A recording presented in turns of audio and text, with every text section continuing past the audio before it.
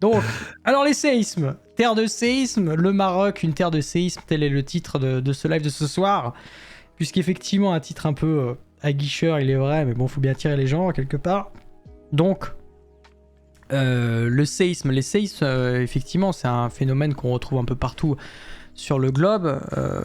Il faut rappeler, du coup, la fameuse structure qu'évoquait l'Égyptien dans sa question, l'immense puzzle dont les pièces s'entrechoquent. De quoi on parle ici?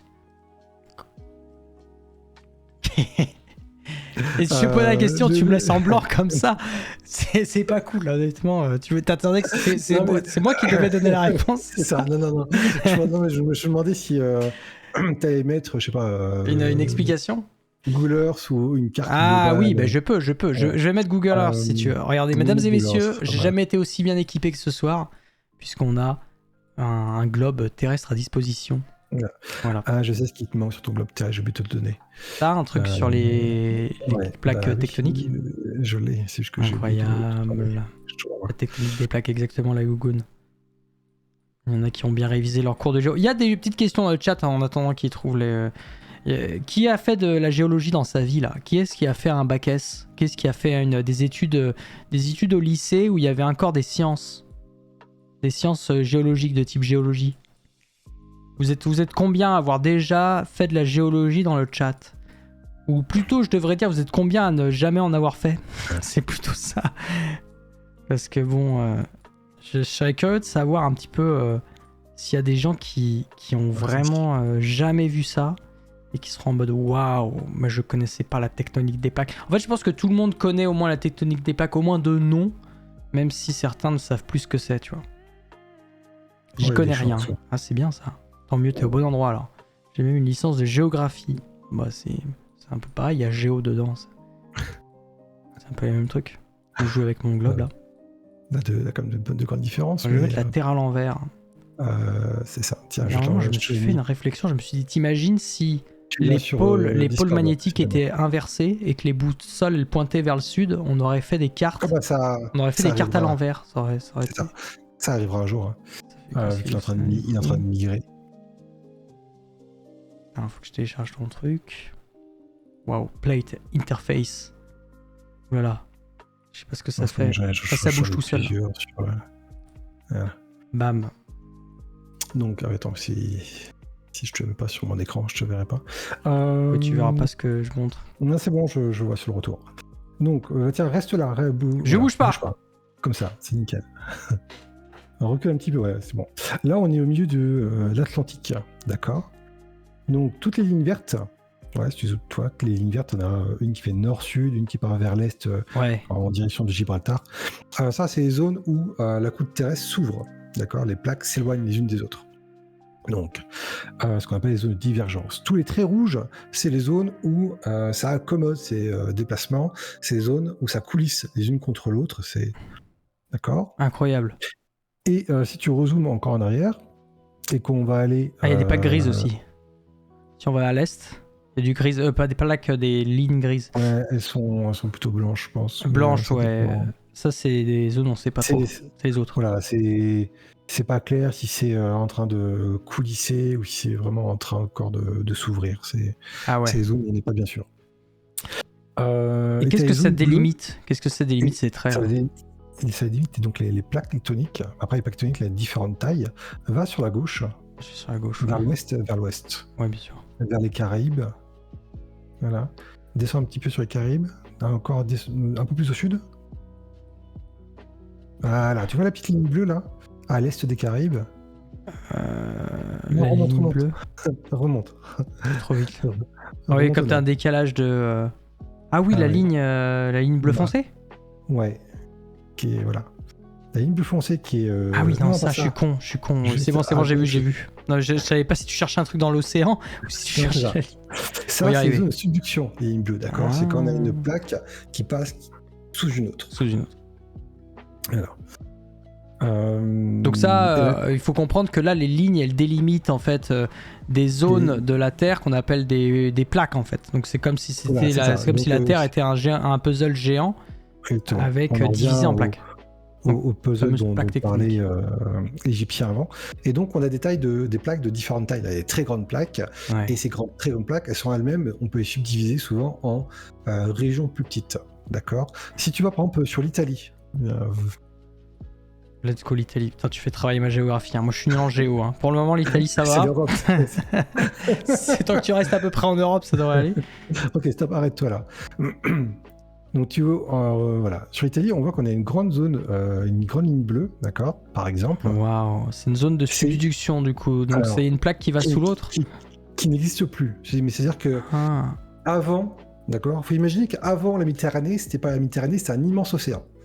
Et cet immense océan, il a disparu au fur et à mesure justement par les zones de subduction où on a l'océan qui était mangé, la plaque de l'océan qui était mangée sous d'autres plaques. Donc la Méditerranée est très très compliquée parce que ce soit à grande échelle comme ça ou à petite échelle, il a plein de fracturations, il a plein de failles partout. Il a des zones comme ça où dans le temps on a une subduction, la subduction s'est arrêtée, mais maintenant c'est plutôt des zones de collision. Mais ça reste quand même en zone bleue de subduction parce que la plaque qui a plongé, elle existe toujours dans le manteau terrestre. C'est juste qu'elle est, ça s'avance plus, elle est là, quoi. Donc à voir comment elle évolue dans des millions d'années, parce que c'est des processus qui prennent 100, 200, 300 millions d'années. C'est vraiment des processus qui sont très très longs. Donc à notre échelle de vie et nous, on a l'impression que ça bouge pas, mais ça évolue. Et donc si on va maintenant sur Gibraltar, donc entre l'Espagne et le Maroc. Ouais, le détroit. C'est ça. Voilà, zoom dessus. Encore un tout petit peu, ouais. Vous voyez qu'on a une zone bleue. Et en fait, ça, c'est une zone de subduction qui a commencé, qui a été découverte, je crois qu'après une quinzaine d'années maintenant, où on a une partie, la partie à gauche, c'est la partie donc atlantique, est en train d'être mangée à la fois par la partie ibérique, hein, c'est l'Espagne, et la partie africaine. Donc ça, les deux passe sur la partie atlantique qui plonge doucement, et ça c'est un tout début de zone de subduction qui est vraiment, on va dire, voilà. Donc là, parce que en fait, si on divise, pour être sûr, hein, parce que je suis pas sûr, mais en fait, là je me mets à l'intersection. Ouais, il y en a trois. En fait, c'est une zone où il y a trois plaques qui sont en interaction. C'est ça. Il y en a une au nord ici, qui est délimitée par la zone rouge ici et le trait bleu qu'on voit pas trop mais qui est là. Ça. On qui a est donc la plaque eurasienne, c'est pas ça? Ouais. C'est ça, eurasienne. Ensuite, vous en avez une au sud-ouest, ici, là. Voilà, c'est la plaque africaine. C'est l'africaine, la sud-ouest? Ok. C'est ça. Et la sud-est, c'est quoi? C'est ouais, c'est ça. L'est, c'est Méditerranée. Et l'est, en fait, c'est une microplaque. C'est une microplaque. J'ai pas son nom Bon, sur mes cartes, grave. Mais c'est une microplaque et qui, en fait, tout ce qui reste de l'ancien océan qui existait avant, en fait.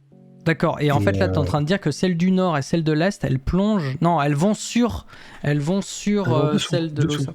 Elles vont dessous, elles plongent sous l'océan. Ouais. D'accord. Ah oui, donc c'est une zone compliquée quoi, parce que c'est encore plus compliqué. C'est encore un peu plus compliqué si on descend un peu plus au sud. Vraiment, on descend vers Marrakech. Voilà. Ouais, c'est là. Encore un petit peu, ouais. Et alors là, on le voit pas parce que on n'a pas de carte géologique, mais dézoome quand même en arrière et affiche. Tu te rappelles dont on parlait juste avant le live, la couche dans le fichier que je t'ai donné.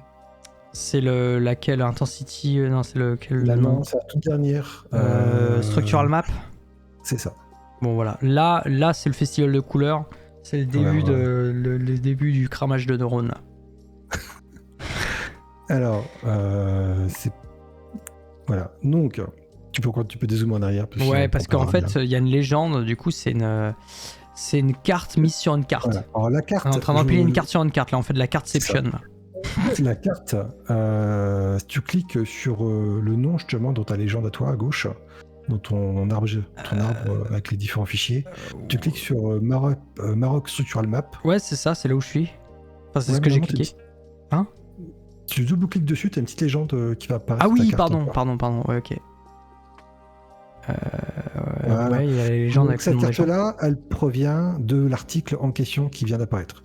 Evidence of Paléozoic Basement in Moroccan Variscan Belt. Donc, c'est les travaux de Pereira et al. voilà, donc ça provient de là, d'accord. C'est pas moi qui l'ai créé, c'est pas moi qui l'ai inventé. J'ai juste pris leurs cartes des travaux qui sont publiés dans leurs recherches et j'ai mis dans Googlers pour que ça ressorte et qu'on puisse s'y retrouver un peu plus facilement, d'accord. Yes. Donc ça étant dit, maintenant si on regarde la carte, tu peux supprimer la légende, voilà, ça, voilà. C'est bon. Et tu peux juste incliner peut-être un peu plus la vue, qu'on ait une vue par-dessus. Comme ça, Avec la souris, molette du milieu, ouais. Ouais, ça marche à peu près. Ouais, on est bien. C'est bon, c'est on bon. est pas mal. Et vous voyez qu'il y a plein de lignes au noir et aussi des lignes rouges. Des lignes rouges, il y a des zones bleues, des zones jaunes, c'est compliqué tout ça. Les zones bleues, vous laissez tomber pour l'instant, c'est différents types de roches au pad où ils sont créées, on va dire, construites, formées, pour être plus juste. Ce qui est important, c'est les lignes noires et les lignes rouges, d'accord. Les lignes noires, c'est les zones de faille. Ok, c'est quoi une faille ? Une faille, c'est une limite entre deux blocs de roche. Et c'est une limite entre deux blocs de roche où ça a cassé, d'accord. Il y a une séparation, c'est ça. Il y a une fissure. C'est comme s'il y avait une fissure qui sépare. T'as un bloc initial, il y a une fissure, une faille quoi, qui sépare les deux blocs. C'est ça. C'est soit ton bloc initial qui a été cassé, et ça crée une fissure, donc un plan de faille. Et quand ça bouge le long de ce plan, ça va créer des frottements. Ces frottements, ça va retenir le mouvement et soudain le mouvement il va passer d'un coup et c'est ce qui crée tes séismes. Ça libère l'énergie, c'est l'onde sismique ou les ondes sismiques. D'accord. Ça c'est parce que aussi les bouts de roche entre eux, ils vont pas à la même vitesse et ils vont pas dans la même direction. C'est que les contraintes de part et d'autre sur la région. On pourrait le voir. Attends, je me réfléchir. Ouais, j'ai une autre carte dans le PowerPoint, on pourrait le voir après. Mais typiquement, tu as une partie. Après, si tu as un slide dans un PowerPoint, n'hésite pas. Tu pourrais le PowerPoint sur le Maroc. Tu me dis juste dans lequel c'est. Celui du Maroc ? Ouais, je suis du Maroc. Juste pour avoir un exemple, tu vois, pour représenter. Parce que là, on le fait avec les mains. Peut-être ça suffit pas pour tout le monde. On essaye de faire le truc pédagogique pour que tout le monde puisse avoir une idée un peu au général de comment ça peut se passer. C'était quel slide ? Putain, elles sont toutes méga raffinées tes slides. Il y a la dose d'informations. Non, mais juste la première. Juste la première, Atlas de l'Ouest ? Ouais, c'est ça. Donc là, c'est pareil, c'est des travaux, ça vient de l'article de The Southwestern Branch of the Variscan Belt par Micha Real, publié en 2010. Et donc ils ont fait un travail de reconstruction sur comment était la Terre, 300-400 millions d'années en arrière, et comment étaient les différents morceaux qui constituent actuellement l'Atlas, où ils étaient structurés, comment c'était fait avant que ça redevienne, qui actuellement c'est un immense puzzle de morceaux de roche imbriqués les unes dans les autres. Ouais, c'est compliqué en fait. Finalement, la zone de l'Atlas, donc l'Atlas qui est la chaîne de montagne au Maroc, là, où il y a eu le fameux séisme, justement. C'est ça, c'est très compliqué parce que justement, il y a une histoire qui est très très longue, où il y a des périodes où les tensions sur la croûte terrestre faisaient que, sur la plaque, faisaient que c'était en extension dans certaines régions, d'autres où c'était en compression, puis après les choses ont changé, à des périodes, je parle en centaines de millions d'années, hein. On peut remonter comme ça à 300-400 millions d'années en arrière, par moment où c'était l'ensemble était en train de remonter en altitude sous la pression des contraintes latérales, d'autres fois où c'était en extension, donc c'était en train de s'affaisser. Bref, c'est vraiment très compliqué, et du fait que ça a tant bougé au cours des centaines de millions d'années, ça fait que les roches sont très fracturées. Après, il y a certaines fractures, certaines plans de failles qui sont bien plus importants que d'autres. Et c'est ce qu'on a, les deux grandes lignes bleues que je vous ai dessinées sur la carte. Ouais. Ces deux grandes lignes bleues sont les deux grandes zones principales, on va dire. Après, là, on voit qu'il y a plein de petites lignes noires. C'est tout plein d'autres failles connues dans la région. Et vous avez des petites flèches noires qui traînent par endroits sur la carte. Ça indique le mouvement, non, c'est ça ? Ça indique le mouvement, c'est ça. Okay. Et par endroit, vous voyez que le mouvement, il va vers le sud. Par moment, à d'autres endroits, le mouvement, il est vers le nord-ouest. À d'autres, il est plein nord. D'autres fois, il est plein sud-ouest. Ouais, c'est le bordel, quoi. Et donc, ça montre juste que par rapport aux contraintes, il faut imaginer que les blocs de roche, ils évoluent les uns par rapport aux autres. Et ceux qui sont plus massifs, qui sont plus durs, peut-être... qui vont peut-être moins se déformer ou moins être soumis au mouvement que d'autres, ils vont engendrer ou provoquer le déplacement d'autres blocs. Ils vont les entraîner avec eux, quoi. Il y a des blocs un peu plus forts. Forcer les autres blocs à devoir se dévier sur d'autres directions. C'est ça, en fait, faut imaginer. Bon, tu me dis si j'essaye de synthétiser ce que tu racontes. Mais... Hey, salut Kienou. Et salut Kienou. Et oui, on a un autre géologue dans le chat, c'est un truc de fou.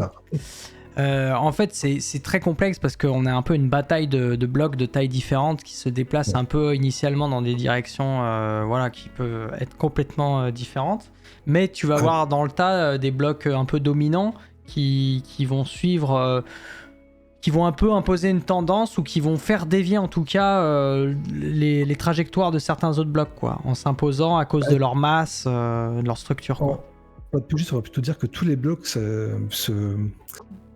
s'influencent les uns les autres. Donc c'est dur à dire qu'il y en a vraiment certains qui vont donner plus une dominante que d'autres. D'accord. Mais effectivement, vu que les types de roches, c'est des compositions chimiques différentes. Il y en a qui ça va être des granites, d'autres ça va être peut-être des calcaires, d'autres ça va être des roches qui sont plus friables que d'autres, c'est ça. Il y en a qui se cassent plus facilement, d'autres qui vont se déformer plus facilement, d'autres qui vont être plus cassantes. D'accord. Donc tout ça joue. Après aussi le fait que certaines structures ont été dans le passé, là, 50, 100, 200 millions d'années en arrière, déjà très fracturées, déjà très abîmées, qui fait que justement elles seront peut-être plus fragiles et elles vont être moins résistantes que l'ensemble.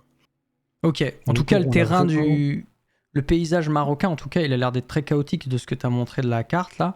C'est qu'en gros même si tu as des tendances qui se dessinent avec des grandes failles qui permettent de faire un découpage un peu grossier de l'ensemble, en fait tu vas avoir plein de subtilités au sein de ce découpage-là, plein de petites failles secondaires, mais qui vont quand même jouer un rôle dans la dynamique, on va dire, du déplacement des roches en surface, quoi, mais en profondeur. Du coup, ça rend le sujet d'autant plus complexe, quoi. On peut pas simplement découper le Maroc en 2-3 parties. Non, c'est ça. Faut y aller. Et sur la carte, le petit triangle, le rectangle jaune que j'ai fait, où tu as déjà Marrakech qui est dedans, le petit rectangle jaune, c'est la zone globale où on a eu le séisme. Il est à peu près au centre du rectangle, grosso modo.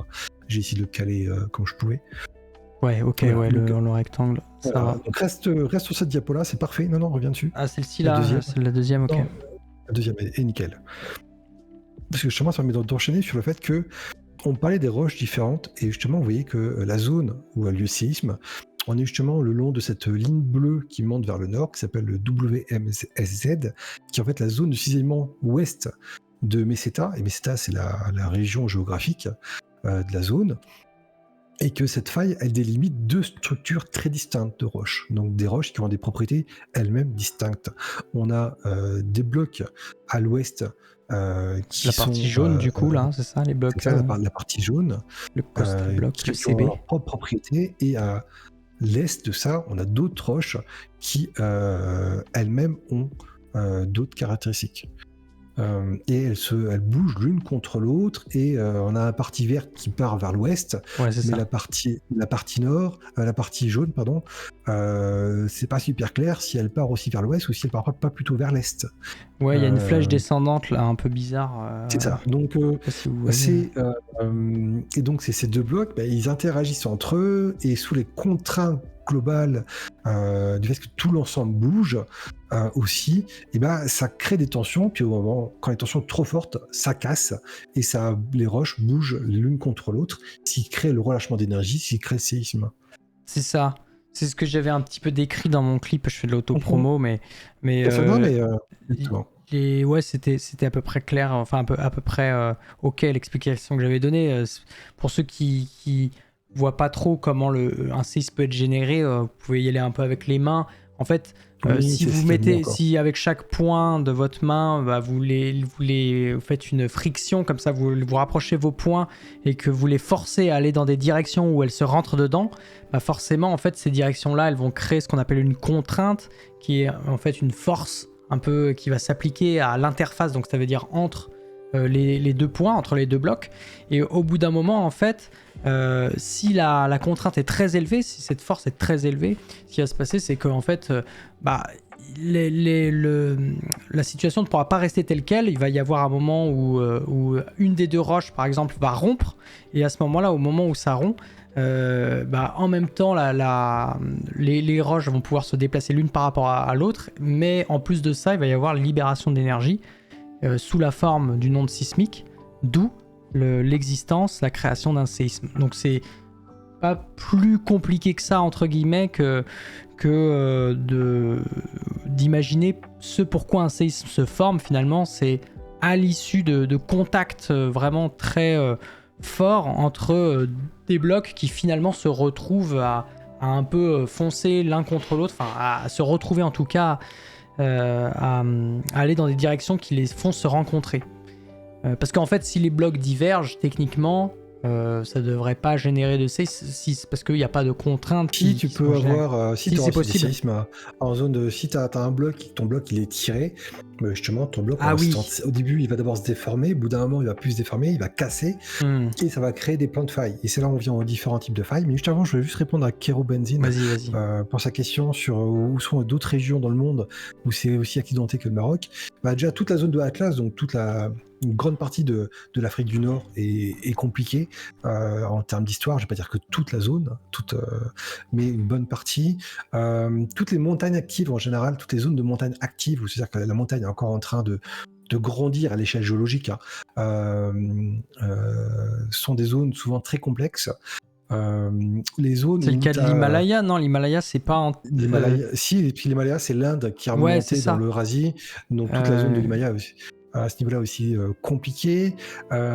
Tout ce qui est interaction entre plaques, souvent, surtout quand tu as 3 plaques qui se rencontrent, forcément, ou même des fois plus, parce que tu as des micro-plaques qui sont beaucoup plus petites, toute l'Asie du Sud-Est est très compliquée. Franchement, en termes de géologie, l'extrême partie de l'Asie du Sud-Est, Papouasie-Nouvelle-Guinée, etc., c'est d'une complexité juste incroyable.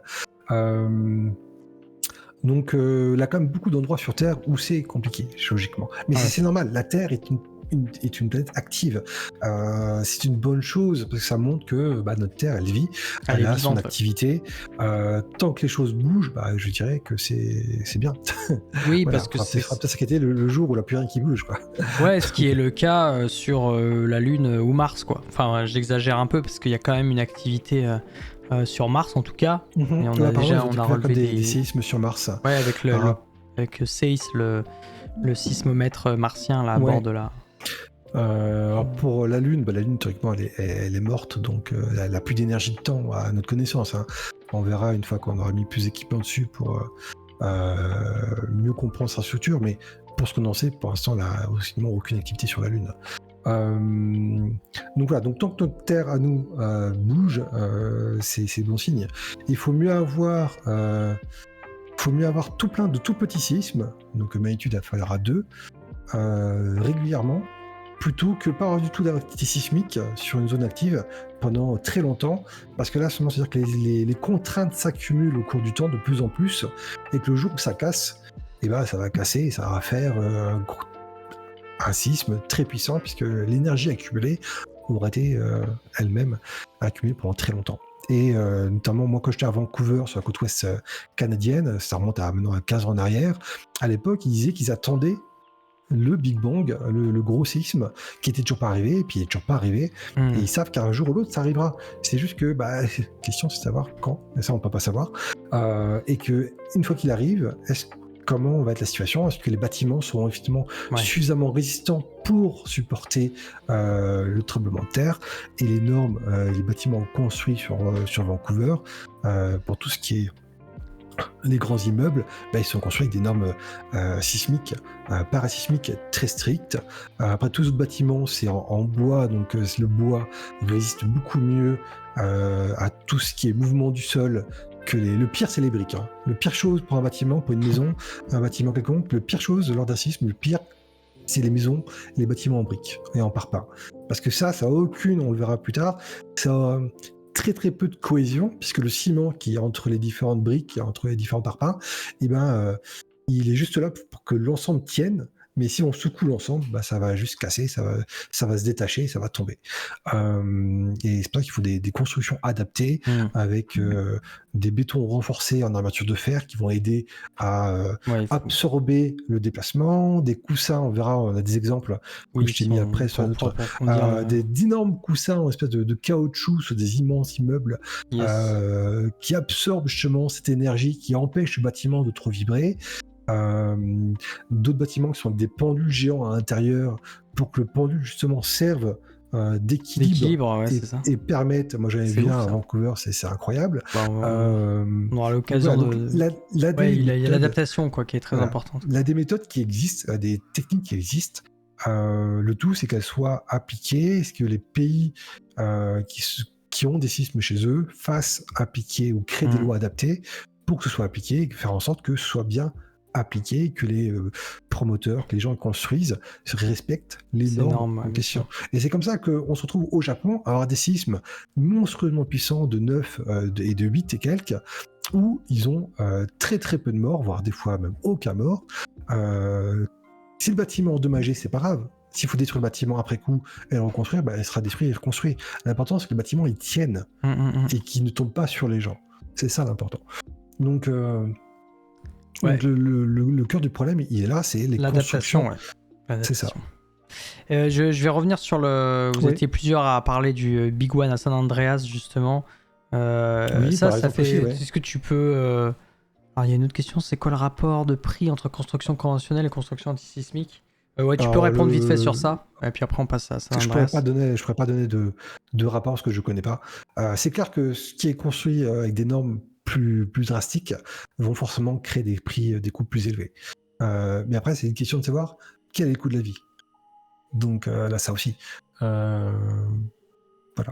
Ouais, c'est toujours un investissement. En fait, j'imagine qu'il vaut mieux investir beaucoup plus. Si t'es dans un pays où c'est une question, c'est la mesure du risque, quoi. Si dans l'historique géographique de ton pays, tu connais X séismes par siècle, après tu vois si le coût effectivement de construction d'un bâtiment antisismique vaut le coup par rapport aux dégâts potentiels qui peuvent être générés. Je pense que ça... Après, ça dépend, c'est pays dépendant, je pense, ce genre de ratio. C'est des pays dépendants. Et au Japon, forcément, c'est très très rentable que d'investir beaucoup au début pour faire des bâtiments antisismiques, parce que ça va ensuite sauver des dégâts matériels et humains considérables, quoi. Voilà. Et je pense tout à fait, ouais. La faille de San Andreas, du coup. Alors tiens, je te laisse. J'ai trouvé. Je sais plus où est San Andreas, côte ouest des États-Unis, mais je sais plus où exactement. Californie. Mais t'es dessus déjà. C'est bon, t'es dessus là. C'est la partie rouge, c'est ça la faille. Ouais, c'est ça, c'est la ligne rouge. Okay. Alors c'est peut-être pas toute la ligne rouge, mais c'est une bonne partie de la ligne rouge. Voilà. Et donc là, en fait, si tu recules un tout petit peu en zoom en arrière. Ouais. Il y a la basse Californie aussi. Voilà.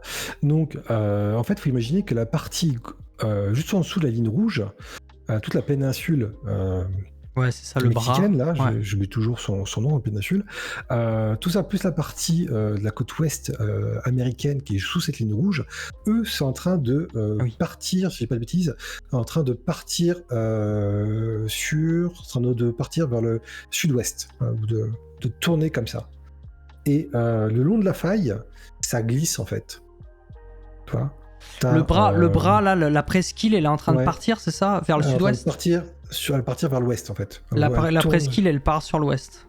Elle part. C'est ça. La basse Californie là, c'est ça, c'est celle qui part à l'ouest. Ok. En train de tourner au fur et à mesure. De tourner, de roter. En fait, c'est comme si elle se déplaçait en sens. C'est comme si c'était une aiguille qui tournait en sens horaire, non, c'est ça?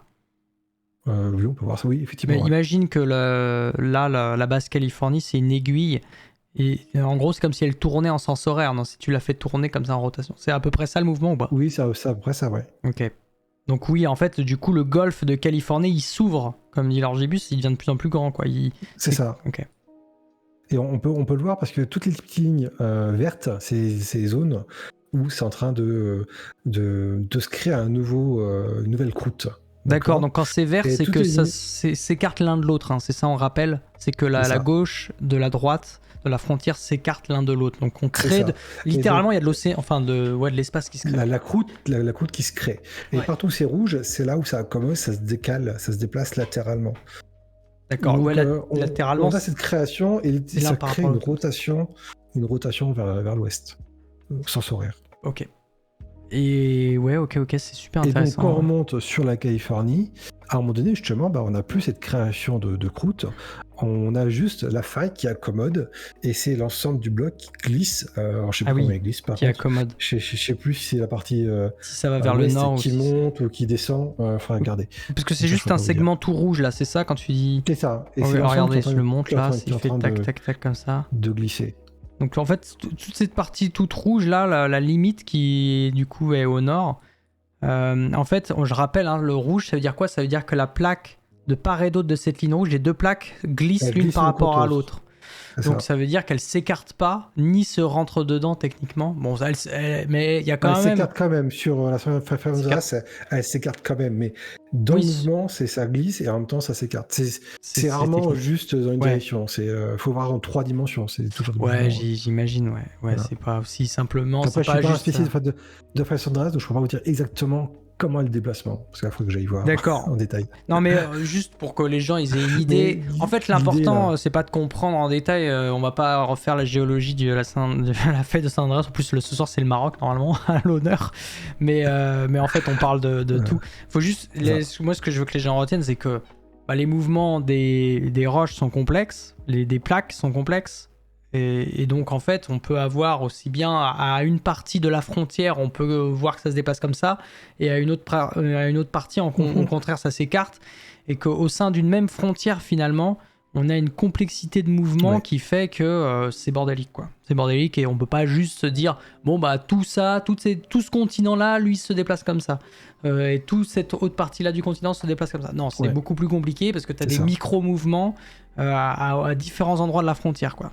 Donc, à différentes échelles et donc c'est ce qui fait que c'est vraiment. Et pourquoi c'est dangereux là en fait? Parce que si ça s'écarte, c'est où qu'on attend le Big One ou je sais pas quoi? C'est à quelle la zone de tension? Elle est où?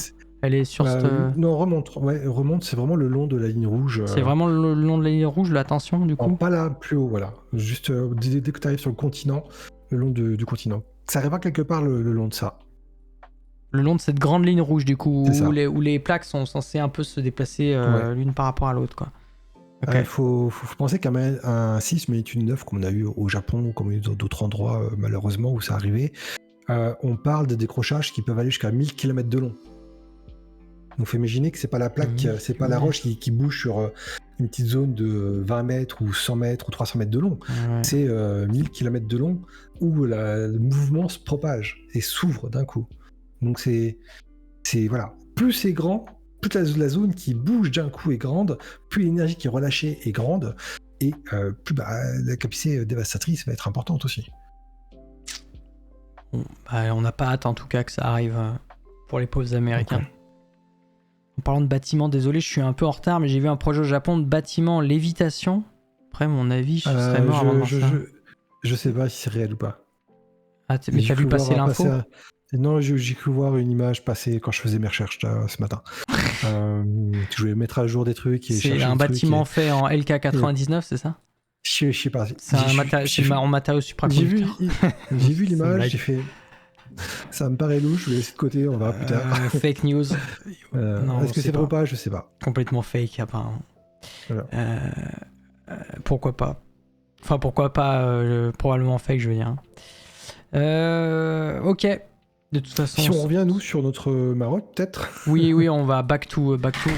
Pardon, je vais faire effondrer ma raquette anti-moustique, dont je ne sais pas. Parce qu'en fait, quand je suis en live, là j'en vois un, il est contre le mur, tu vois. Il bouge pas. Quand je suis en live, il m'attaque pas trop. Ça dépend quand. Le matin, oui, et le soir, il faut qu'ils attendent que la lumière soit éteinte. Non, normalement, ils sont pas sensibles à la lumière. Bon, bref. Quelle est dépose de brevet? Le brevet de l'immeuble LK99. Pardon. Est-ce que l'IA aide à prédire des événements à certains endroits sur Terre? Ah bah tiens, Non, on peut pas prédire. Oula, ça y est, il répond direct. Non, mais c'est important parce que Vas-y. des fois, on voit même des compagnies qui disent on peut vous vendre un logiciel pour prédire le prochain séisme. Non, c'est pas possible. Là, trop de paramètres, là, trop d'incertitudes. Il faut bien comprendre que le séisme, il est lié donc aux contraintes régionales qui sont sur la plaque tectonique, puis aussi aux contraintes locales dues au fait de la nature même des roches. Pour que le logiciel puisse être capable de dire à tel endroit, il y aura peut-être un séisme, c'est pas peut-être, mais à tel endroit, à telle heure, sur telle magnitude, voilà. Mais il faudrait qu'il sache quelles sont les caractéristiques exactes des roches à cet endroit-là, et ils le savent pas. La composition il y a plein d'endroits chimique. Où on connaît pas. C'est ça, on connaît pas. La Terre est vaste, la surface de la Terre est encore plus vaste. Donc oui, on connaît les structures globales, on connaît des structures régionales. Par endroits, on connaît même très très bien certaines petites structures parce que elles ont été super étudiées. Mais on connaît pas, on peut pas dire exactement quelles sont les contraintes à tel endroit, avec quelles sont les capacités de la roche en termes de résistance justement à la compression et à quel moment elle va casser, sous quel niveau de contrainte. Le seul moyen de le faire, ce serait de faire un carottage, de sortir le morceau de roche, la carotte de roche, et en laboratoire de faire des compressions dessus ou des extensions dessus pour justement calculer à quel moment elle va casser, sous quelle contrainte. Voilà. Donc si vous trouvez, ou si quelqu'un vous dit oui, je peux prédire, non, c'est des conneries. C'est soit ils mentent, ils connaissent rien, soit c'est juste des charlatans purs et durs. Donc voilà. Ce qu'on fait, et c'est pas avec les volcans, si vous trouvez quelqu'un qui vous dit je peux vous prédire à quelle date, à quelle heure aura la prochaine éruption de tel volcan, c'est des conneries, on sait pas. On peut faire des prévisions, comme la prévision météo, où on se dit au vu des informations, on peut se dire que le risque d'éruption pour tel volcan sera probablement beaucoup plus élevé dans les prochains jours. Ouais. Voilà, même prochaine semaine.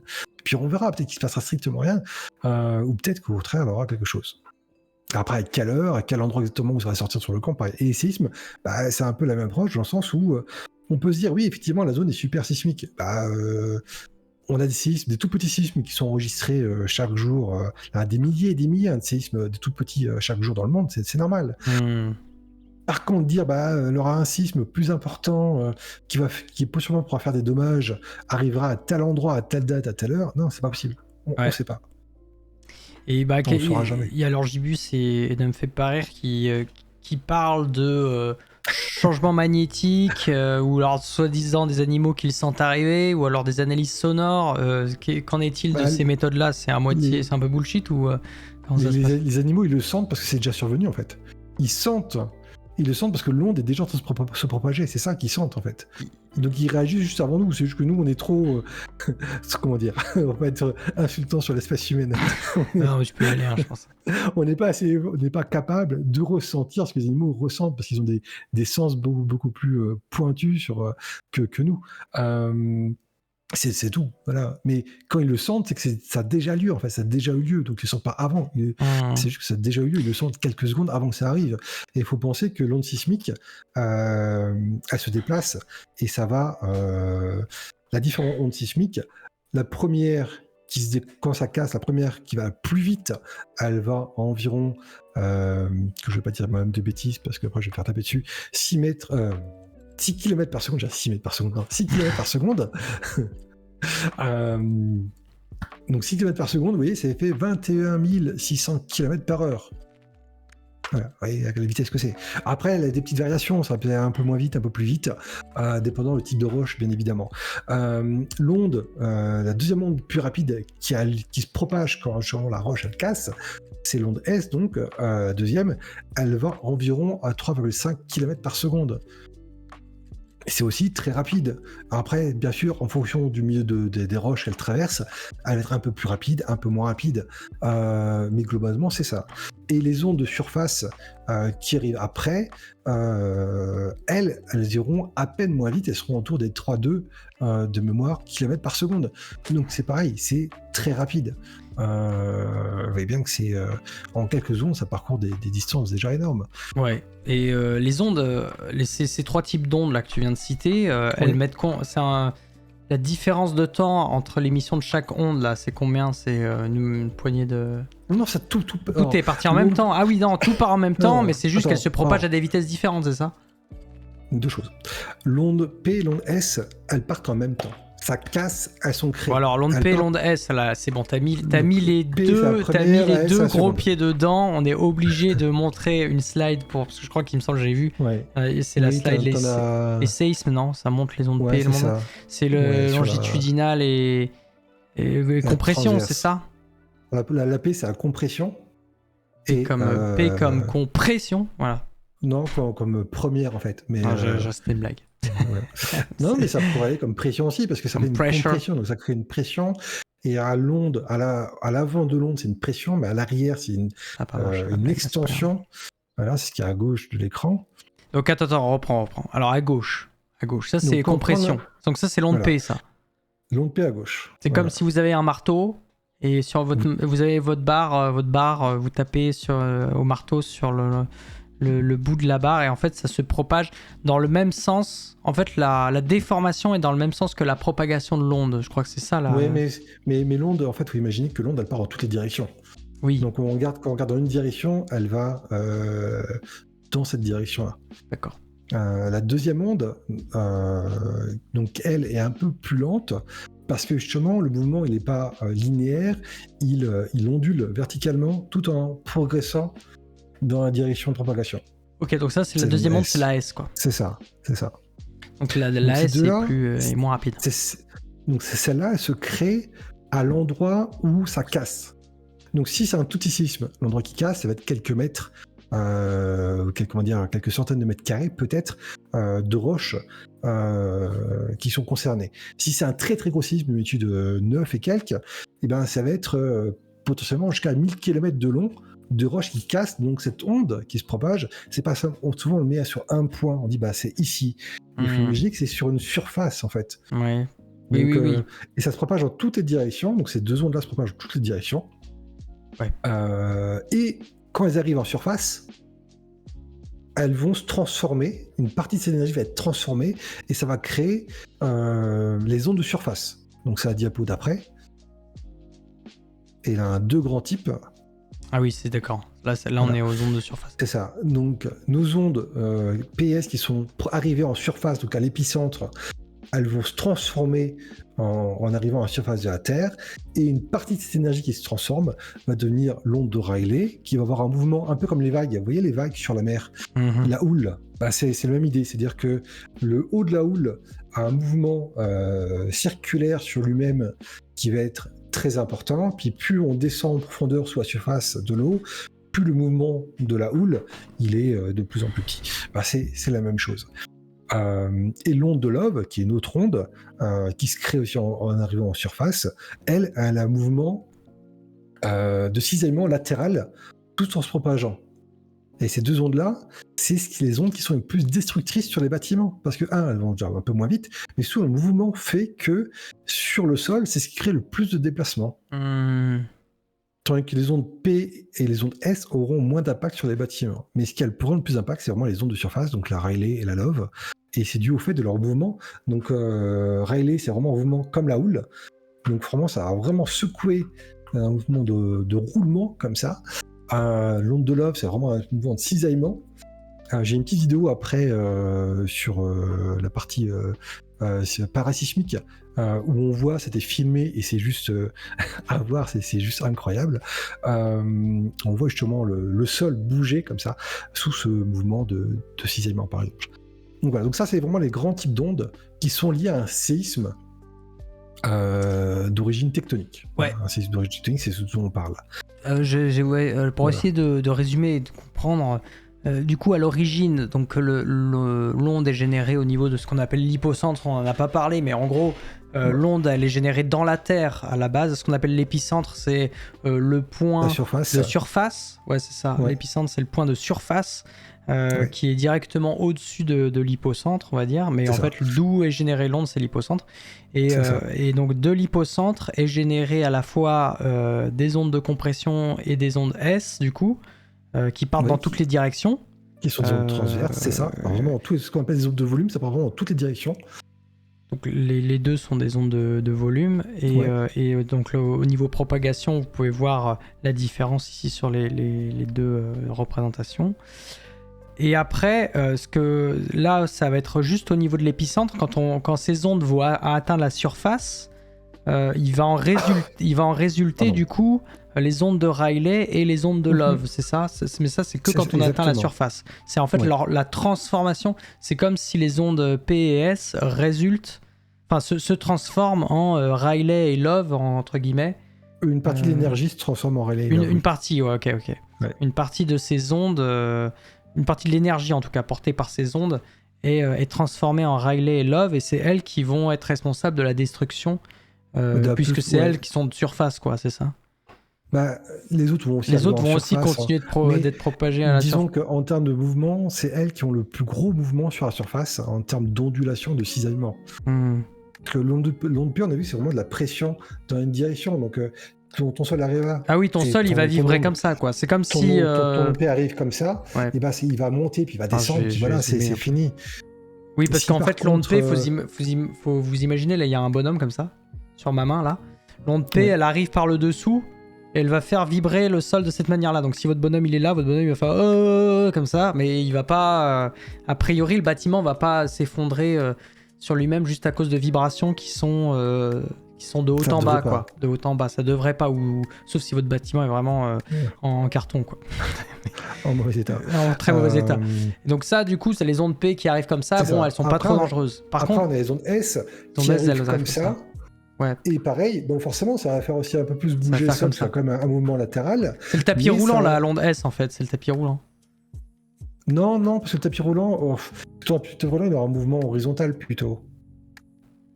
C'est pas le tapis roulant qui fait gauche-droite, gauche-droite, comme ça, c'est pas ça l'onde S? Moi, j'aurais pas appelé ça un tapis roulant, mais... je sais pas. L'escalier, plutôt l'escalier roulant, si tu veux. L'escalier roulant. Non mais t'as ton escalier roulant, il est pas lisse, toi. Ton escalator, tu veux dire, en fait. Escalator, voilà, c'est ça.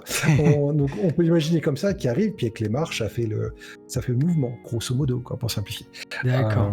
Et par contre, les ondes de surface, elles arrivent en surface comme ça, et donc elle en a une qui va créer une ondulation de vague. Ouais, c'est ça. C'est l'onde de Rayleigh. Donc forcément, ça fait ton ondulation qui est très destructrice, et l'autre qui arrive en même temps, ou juste après, qui va avoir un mouvement propageant comme ça, mais en même temps, elle cisaille. Donc forcément, ton bâtiment, il va se retrouver à être cisaillé en même temps, ou le sol, etc. Donc c'est vraiment ces deux ondes-là qui sont les plus destructrices. Et si tu regardes la diapo d'après, il y a une petite animation qui est très très jolie. Si jamais Iris, c'est une compagnie qui fait tout ce qui est appareil de sismologie, mais ils ont toute une gamme de vidéos éducatives qui sont vraiment très très bien. Il y avait une question dans le chat sur est-ce qu'il y a un parallèle géographique entre les volcans et les failles des plaques tectoniques? J'ai envie de dire... Oui. Oula, pardon. Vas-y, c'est pas grave. Alors du moment où tout ce qui est subduction, donc d'accord, la subduction c'est qu'on a une plaque qui passe sous une autre, forcément, en zone de subduction, ta plaque qui plonge, pour simplifier, ça va entraîner la génération de magma sous la plaque qui est au-dessus. Et ce magma qui se crée, il va venir percer à un moment donné ou à un autre la plaque, et il va remonter potentiellement jusqu'en surface pour former tous les volcans. C'est pour ça que tu as tous les volcans autour du Pacifique, qu'on appelle la ceinture de feu. Parce que la plaque Pacifique, elle se fait bouffer par tous les côtés. Voilà. Dans peut-être 300, 500 millions d'années, l'océan aura disparu. Bon, on sera déjà plus là depuis très longtemps. Mais l'océan Pacifique est en train de disparaître. Les endroits où tu as la croûte qui s'étire, pareil, qui s'ouvre, donc tu as les plaques qui s'éloignent. Pareil, justement, en s'éloignant, ça crée une ouverture et tu as le magma qui remonte. Et puis en même temps, la roche qui se forme, vu qu'elle est tirée de part et d'autre, elle va aussi casser, créant ce qu'on appelle des failles normales. Et donc le magma va aussi pouvoir remonter plus facilement le long de ces failles, créer les volcans sous-marins qu'on a le long des dorsales océaniques, par exemple. Un bon exemple, c'est l'Islande. Voilà, l'Islande. En plus, l'Islande, ça a encore une autre chose avec le point chaud, mais l'Islande comme un bon exemple. Qu'est-ce qu'on a d'autre? Non, c'est les deux grands types. Donc voilà, donc du moment où tu as, pour répondre à ta question, du moment où tu as des limites structurales de plaques, tu as des chances qu'il y ait pas tout le temps, mais dans les bonnes conditions, qu'il y ait un magma qui puisse se former en profondeur, qui puisse remonter. Donc en zone subduction et en zone d'ouverture de plaques. Voilà. Et un autre bon exemple, le Rift Est-Africain. Je sais pas si t'as encore Google sous la main. Google Earth. Ouais, j'ai essayé d'ouvrir ta vidéo. Attends. Parce qu'en fait, elle fait planter mon PPT. Mais je vais me débrouiller. Non, sinon, je t'ai mis le lien en dessous. Ah, c'est bon, j'ai réussi à la taper manuellement. Non, mais sinon, à chaque fois, tu as toujours un lien sur la diapo. Oui, non, mais le lien sur la diapo, il fait planter le. Ouais, je sais pas pourquoi. Mais NP. Okay. Alors, le Rift africain. Ouais, l'Est de l'Afrique. Donc, Google Earth.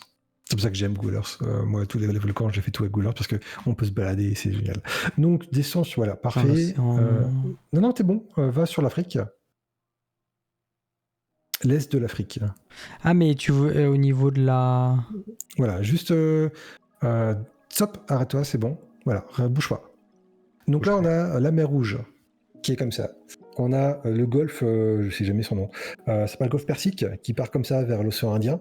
Et en dessous, on a ce qu'on appelle le Rift Est-Africain, qui est une zone où la partie Est de l'Afrique part à l'ouest, plus rapidement, part à l'est, excuse-moi, la partie Est de l'Afrique part à l'est plus rapidement que la partie ouest de l'Afrique. Donc ça crée une extension, et c'est ce qui crée justement l'ouverture des lacs, de la mer Rouge, du coup.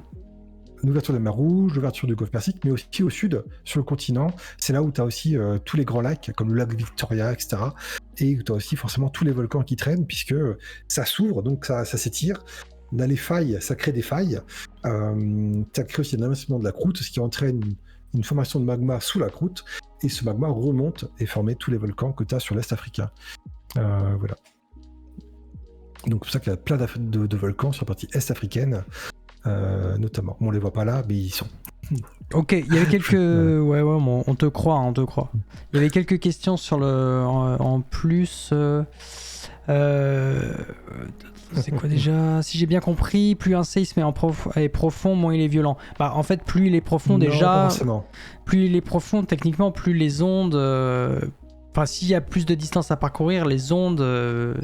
Elles ont le temps de perdre leur énergie sur le chemin aussi, quoi. Si c'est très très profond, quoi. Non ? Oui et non, mais ça dépend ce qu'on entend par profond. L'épaisseur de la croûte moyenne continentale, c'est autour des 45 km d'épaisseur environ. Donc une onde P qui va à 3 km par seconde, en 10 secondes, elle a déjà fait 30 km. Donc ton séisme, s'il est à 3 km de profondeur ou s'il est à 30 km de profondeur, ça va pas forcément changer grand-chose. Ce qui est important, c'est de savoir quelle est la surface de roche qui a cassé et qui bouge. Parce que c'est vraiment ça qui relâche l'énergie. Donc si tu as une petite surface de roche de quelques centaines de mètres carrés qui casse, ça traîne un tout petit séisme.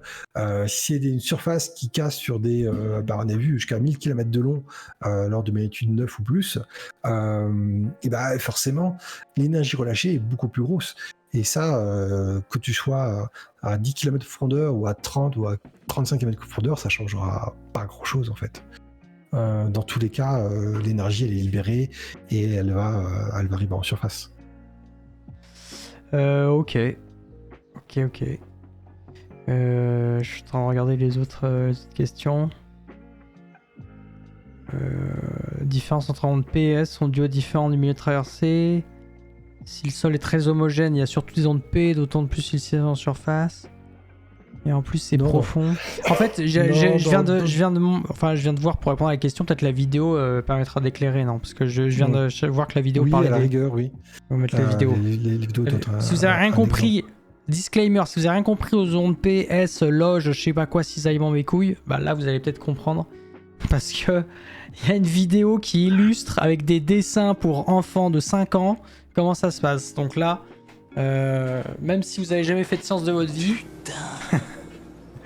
vous allez pouvoir réussir à saisir. Compris, même si comme Brice de Nice, vous n'avez rien compris. Bien sûr. Combien d'épaisseur les plaques tectoniques demande la Google? J'ai dit en moyenne, pour les côtes continentales, c'est autour des 45. Après, ça dépend. Sous les montagnes, les chaînes de montagne, c'est beaucoup plus épais.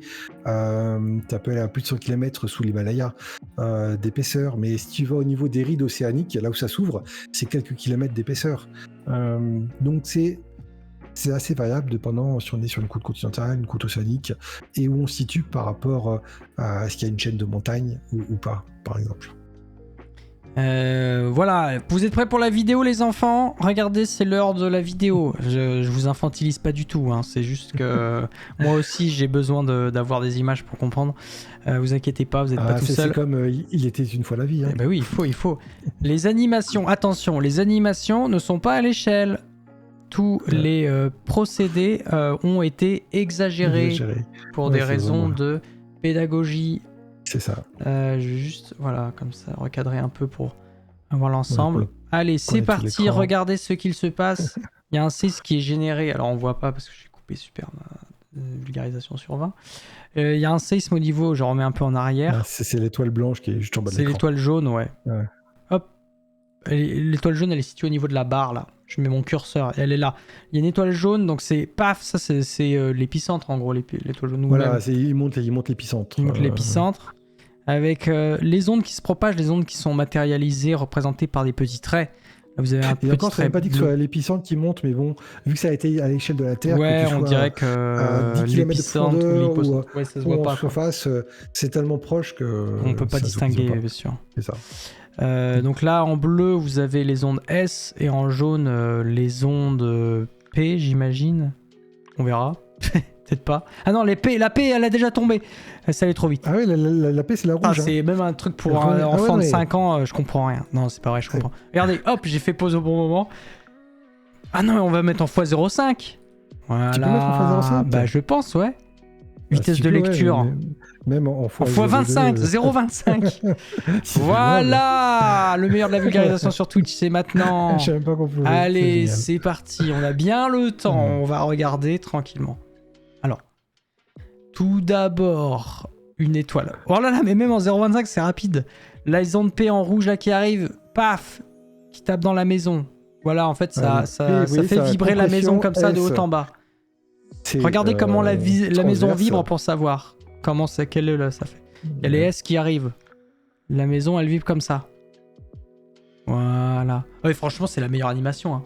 Je pense que c'est le meilleur moment du stream. Hein. Non, j'exagère. Et là, on a les ondes de surface, donc la Rayleigh et la Love qui arrivent. Donc c'est pour ça qu'il y en a deux. Il y a Rayleigh et Love. Donc là, ils ont mis les deux en même temps, quoi. Ouais, ils sont pas embêtés. Mais vous voyez comment elle bouge la maison, elle bouge de manière beaucoup plus chaotique et beaucoup plus bordélique. Et après, eux, ils sont capables de distinguer dans l'onde S les deux composantes, du coup. Voilà. La Rayleigh et la Love. Et donc là, si tu me poses sur la vidéo, de nos jours, les sismomètres modernes, depuis maintenant une bonne trentaine d'années, ils sont 3 composantes. C'est-à-dire qu'ils font nord-sud, est-ouest et vertical. D'accord, ils ont 3 capteurs. Ce qui fait qu'on est vraiment capable d'enregistrer le mouvement du sol dans les 3 directions. Ouais. Voilà. En 3D, quoi. Donc ça aide justement après à redéterminer la nature du séisme, les propriétés des ondes sismiques correspondantes, et puis ça aide à le géolocaliser correctement en 3 dimensions où a lieu l'hypocentre du séisme. Tiens, je vais bien regarder la suite de la vidéo peut-être en x1 parce que sinon ça va jamais se terminer. Hein.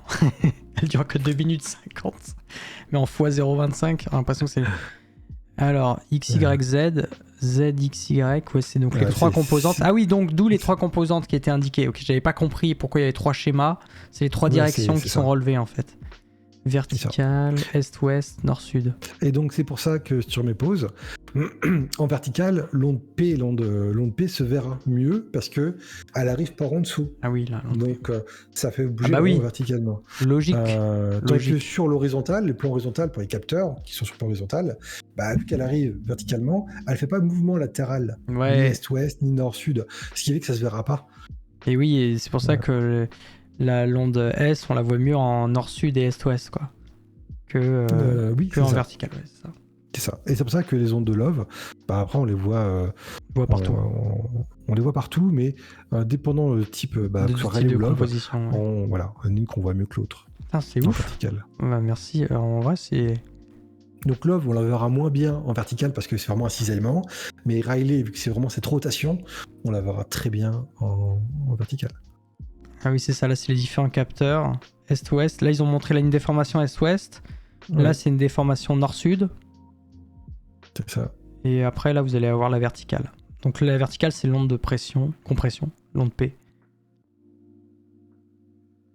Bah, c'est pas que l'onde P. Et là, il y a tout. L'onde P se voit mieux sur la verticale, parce que justement, c'est une onde de oui, pardon, ouais. C'est surtout... Quand c'est que P, quand c'est que vertical, c'est juste P, je veux dire. Là, il y a un résumé avec tout. Du fait que ça voyage dans toutes les directions, pour l'onde P et l'onde S, les très forts séismes ont suffisamment d'énergie pour traverser les différentes couches de l'écorce terrestre. Et quand une onde arrive sur une interface de différentes natures rocheuses, où la composition du manteau terrestre et la croûte ne sont pas les mêmes, par exemple, même dans le manteau, les compositions ne sont pas les mêmes entre le manteau supérieur et le manteau inférieur, ou à l'interface noyau-manteau, et ben ces ondes, elles vont... une partie va être réfléchie, une partie va être réfractée, et donc ça va créer une complexité dans les ondes, et on est capable aussi comme ça de comprendre comment est la structure de la Terre grâce aux ondes sismiques des séismes les plus forts qui ont lieu sur Terre. Ça fait une espèce d'échographie un peu bizarre, c'est ça, ouais. Voilà. C'est ça qui est fou, c'est comme ça qu'on connaît, qu'on arrive à comprendre de quoi est fait l'intérieur de la Terre, parce que tous les matériaux, tous les matériaux à l'intérieur de la Terre sont pas composés de la même composition chimique. En fonction de leur composition, bah, ils vont pas avoir la même réaction aux ondes qu'on leur envoie. Donc eux-mêmes, une fois traversés par l'onde va être modifiée quelque part en fonction de leur composition chimique. Donc ce qui fait qu'on sonde comme ça indirectement l'intérieur de la Terre. Puis, par exemple, l'onde S traverse pas les liquides. Ah oui. Du fait que c'est... Oula, je bien ma voix, moi. Du fait que c'est, on a dit, transverse, et ben justement, dans le liquide transverse, ça fait rien, quoi. Donc elle va être atténuée, absorbée dans les liquides. Comme ça, les roches qui seront moins indurées, moins solides, l'onde S va être atténuée dedans. Par contre, les ondes de surface, tout ce qui est ondes de surface, quand elles vont arriver dans des roches mal indurées, comme des sédiments récents, etc., leur mouvement va être amplifié. Parce que justement, les grains, etc., de roches, de sédiments qui forment le sol, n'ayant pas de cohésion les uns avec les autres, ça va permettre à cette onde de pouvoir s'amplifier en amplitude, de se développer plus en termes d'amplitude. Par contre, dans des roches très dures, comme du granit ou des calcaires très durs, et ces ondes auront beaucoup plus de mal à pouvoir impacter le sol. Elles vont le traverser, mais l'amplitude sera moindre. La composition chimique et aussi la structure physique des sols vont servir un peu de filtre aux ondes, quelque part. En gros, une onde qui va traverser tel ou tel matériau, elle va ressortir pas de la même manière en fonction de la physico-chimie en fait, de la roche. Et c'est comme ça qu'indirectement, connaissons l'onde de départ et l'onde d'arrivée, vous pouvez en déduire en fonction de à quoi ressemble l'onde d'arrivée, vous pouvez en déduire quel type de matériau il a été traversé, quoi. C'est ouf. C'est dingue. C'est marrant parce que ça rejoint. En fait, c'est marrant parce qu'il y a un parallèle extrêmement, je trouve, fort avec les ondes électromagnétiques, avec la lumière, tu vois. C'est-à-dire que en physique, dans les deux cas, c'est des ondes. Et en fait, en physique, on utilise beaucoup la propriété de la lumière en tant qu'onde électromagnétique à réagir avec la matière pour pareil sonder la matière. De la même manière qu'on sait que à des milliards d'années-lumière, il y a des nuages moléculaires qui sont composés de telle ou telle molécule avec des grains de poussière qui ont telle molécule. Comment on sait ça ? On exploite l'interaction lumière-matière. Alors, l'astronomie exploite l'interaction lumière-matière comme la géologie exploite l'interaction onde mécanique, onde sismique, matière, quoi.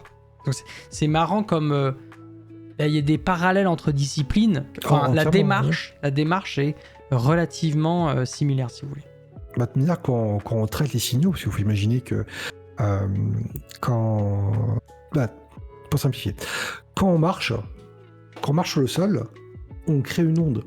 L'impact de notre pas crée une onde. C'est pour ça que si vous êtes en immeuble et que votre voisine du dessus marche en talons, il est fort probable que vous l'entendiez comme pas possible à travers le plafond. Tandis que quelqu'un qui marche sur les pieds nus l'entendrait moins. À la base, quand il y a un séisme, en fait, qu'est-ce qui fait qu'on a une pléthore d'ondes qui soient générées en fait? Pourquoi on n'a pas un seul type d'onde? En fait, c'est... Ouais, pourquoi c'est pas juste une onde P par exemple ou juste une ouais, S, voilà, c'est ça. Honnêtement, ça va dépendre.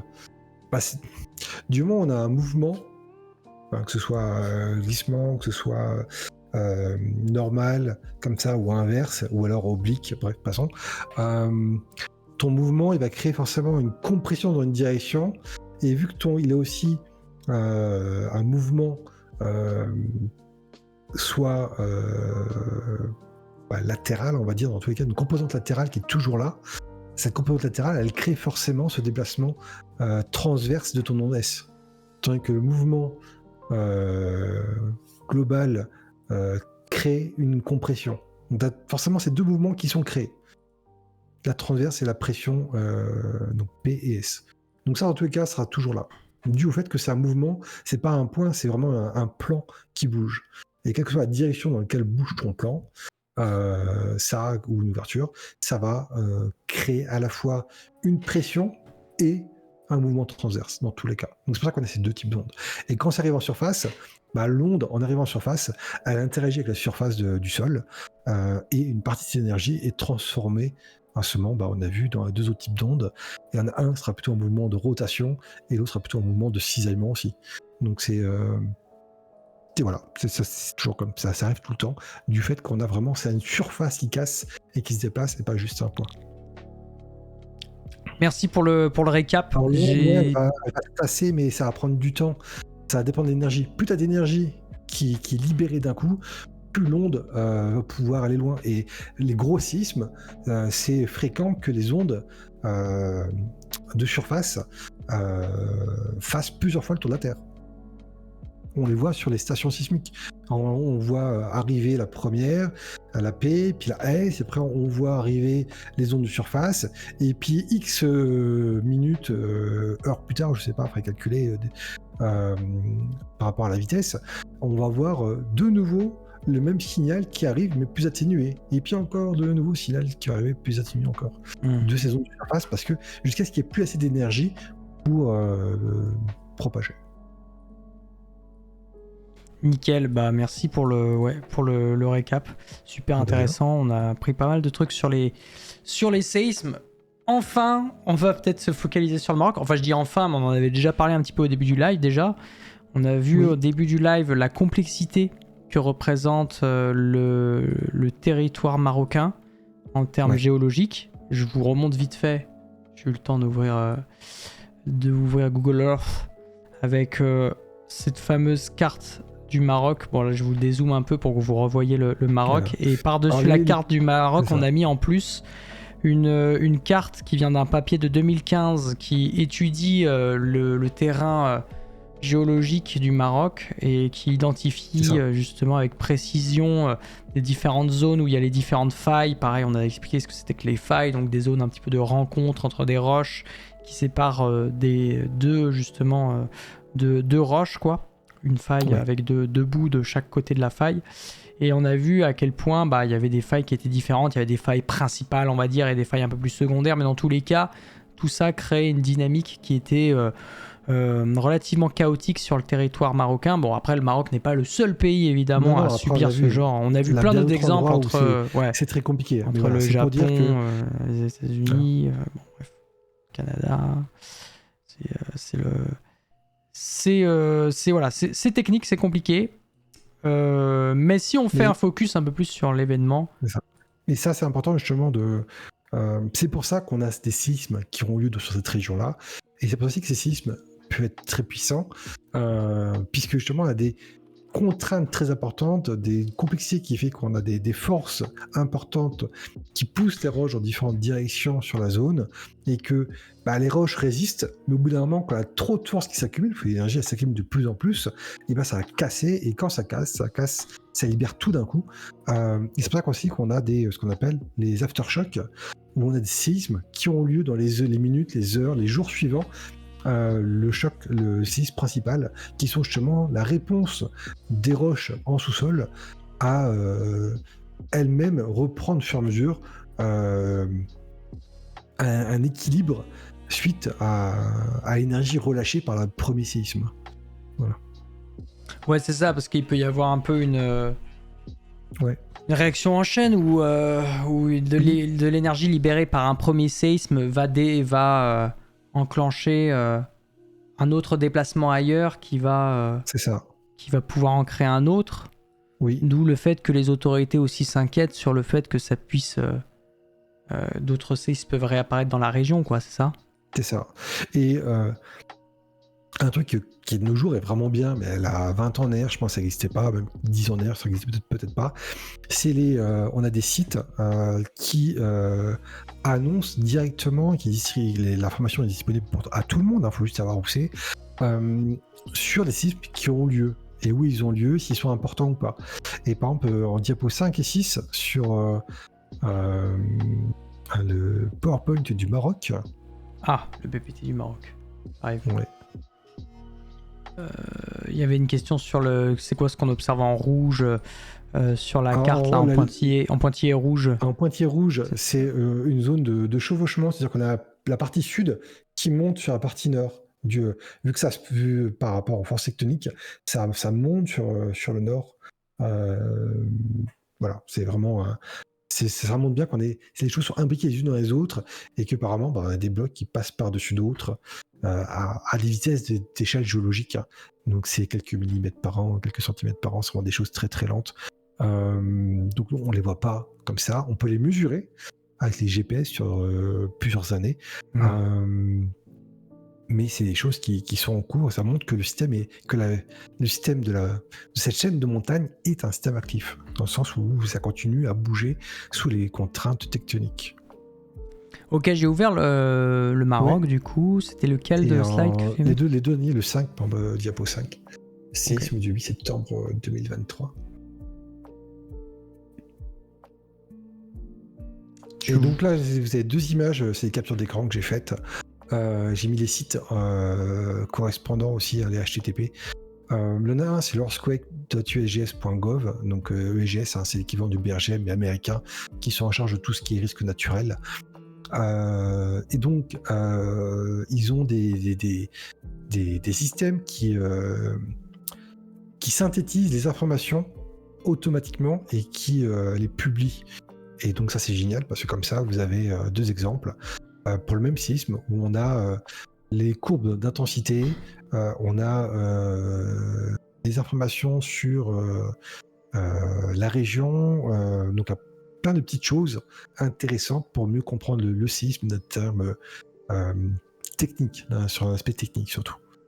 Donc ça, c'est des choses qui sont disponibles à tout le monde. Et les courbes que je t'ai passées, que tu as mis avec le fichier KML dans Google Earth, elles proviennent justement d'un de ces sites. Ah oui, d'accord. Dessus en bas à gauche, où tu as la possibilité justement de dire télécharge-moi le fichier KML, que je puisse l'importer dans Google Earth. Ok. J'ai vu donc que... Voilà. Vous pouvez faire afficher l'intensité. C'est ça. Et je vais si tu montrer mets les courbes, justement, ça permet de couleurs. Donc ça, tu me l'avais dit hors live, on peut vous montrer, ça c'est l'intensité ressentie par les populations.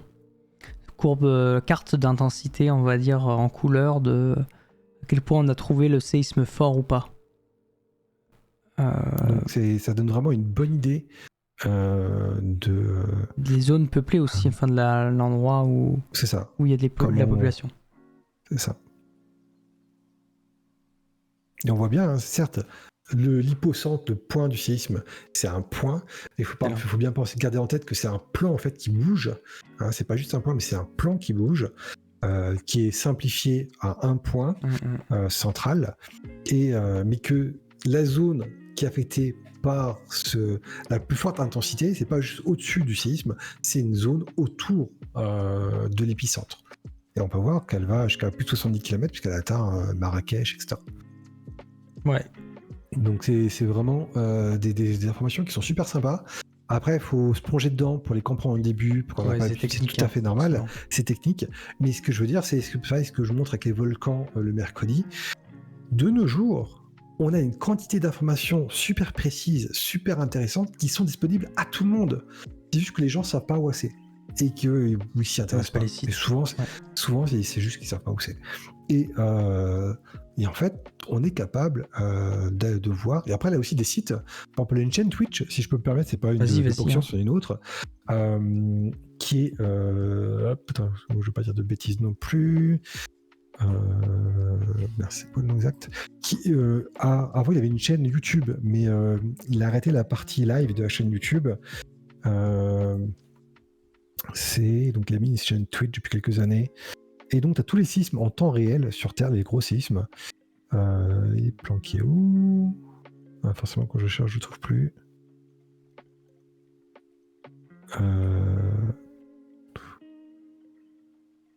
Voilà. Quand je vais le mettre dans le chat. Et donc là, si vous cliquez sur sa chaîne Twitch, par exemple, vous trouverez en temps réel, normalement, quand il est en live, parce que là, il n'est plus en live. Les zones d'activité sismique, c'est ça ? Les séismes qui ont lieu.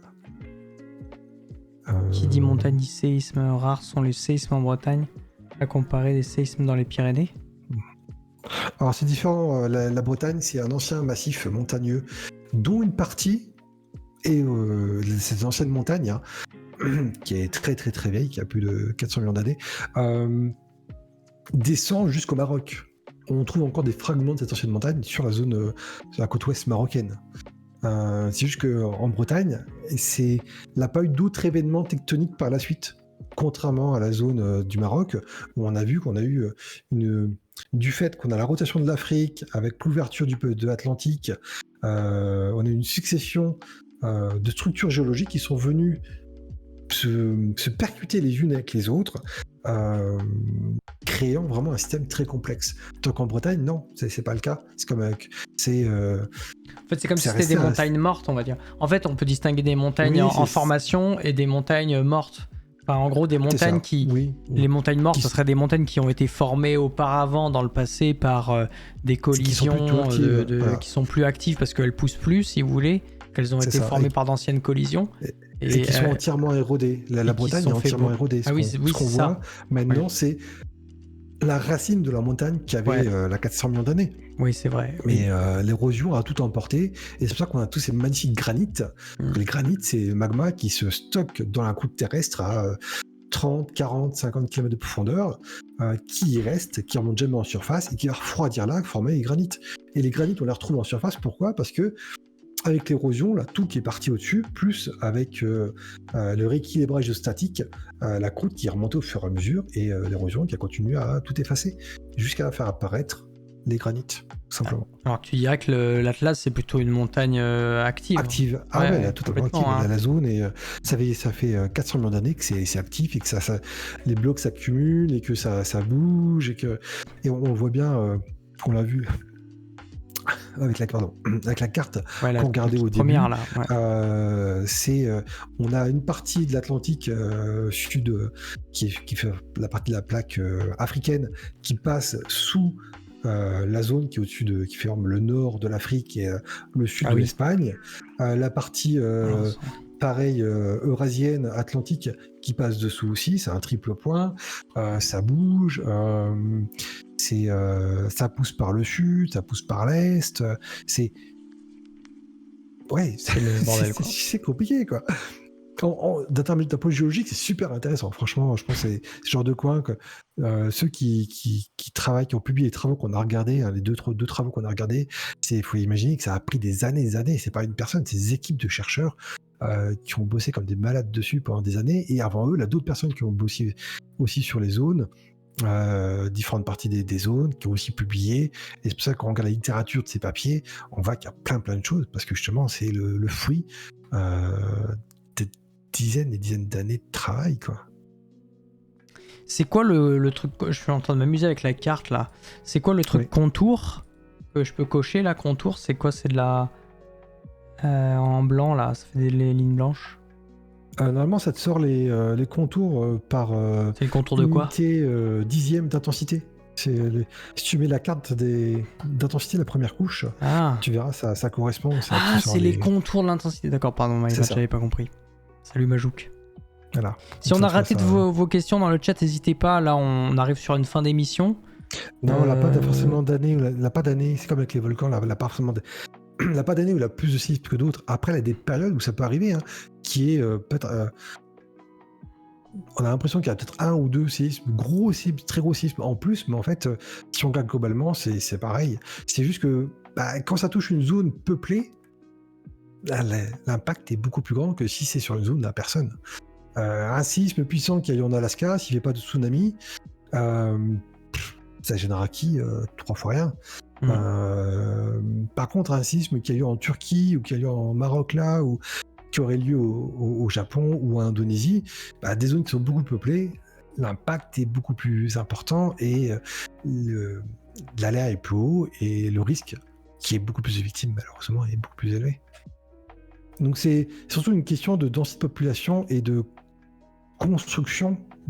Comment sont construits les bâtiments? Si les bâtiments sont construits avec les bonnes normes antisismiques, s'ils sont entretenus correctement, ils résisteront d'autant mieux au séisme et les victimes sont bien moins nombreuses, voire quasi nulles. On peut. C'est pour ça que j'adore Google Earth, on peut y jouer pendant des heures. Moi, j'arrête pas. Quand je fais les volcans, je suis tout le temps à Google Earth. Et en plus, j'ai les volcans indiqués dessus parce que j'ai une autre couche exprès pour. Mais c'est un pur bonheur. C'est ouf. Est-ce que c'est corrélé à l'activité solaire, demande Lorgibus, mais je vois pas. Non. D'ailleurs, c'est comme tu insistais, c'est un phénomène du coup qui est peu prévisible au final, voire pas du tout. Non. On peut faire l'hypothèse, l'assumption que vu qu'il y a eu des gros séismes sur la région, on aura d'autres plus tard. Oui, voilà, c'est ça. Mais on peut pas dire quand, ni où, ni de quelle intensité. Oui, on sait que telle région est plus active qu'une autre. Mais... Et ce qu'on peut faire, la seule chose qu'on peut faire, c'est se préparer, c'est faire des bâtiments adaptés, construits avec des normes adaptées, et s'assurer que tout répond aux normes pour éviter l'effondrement des bâtiments. Que le bâtiment soit fissuré, c'est pas bien grave tant qu'il tient. C'est le principal.